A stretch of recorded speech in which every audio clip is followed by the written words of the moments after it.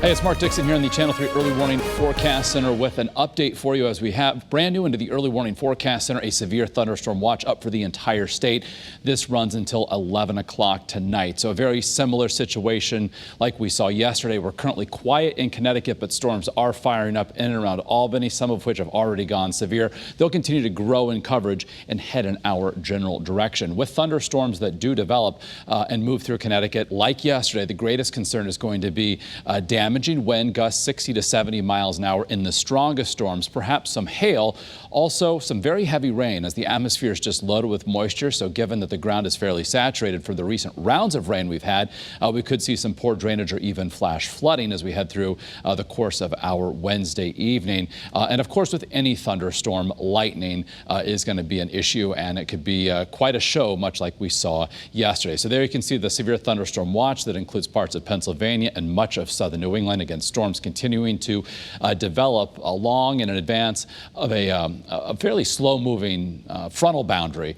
So we're in the unstable air. Temperatures today also a big headline as they've already reached or exceeded 90 in many communities. So futurecast showing how things begin to light up. Say by 4 o'clock, storms in northwest Connecticut pushing east and southeast. I think like yesterday, while the watch goes until 11 p.m. here in Connecticut, our window of time is basically between 4 and 8 p.m. As storms move through and eventually move offshore. So again, the heat and humidity are secondary headline now that we've got that watch issued. A heat advisory remains up for a good part of the state. Temperatures warming already into the 90s. Heat index values this afternoon 95 to 100 degrees. So certainly time to spend indoors and near air conditioning if possible. Here's a look at the 2 o'clock temperatures across the state. Upper 80s and low 90s inland, and from 83 in Groton to nearly 90 degrees in Bridgeport. And those dew point values, again, like yesterday, very similar situation unfolding. Had a rinse and repeat. We've got dew points 70 or higher in many communities. That's making it feel like the mid-90s all across Connecticut. So we're tracking this, of course, in the near term.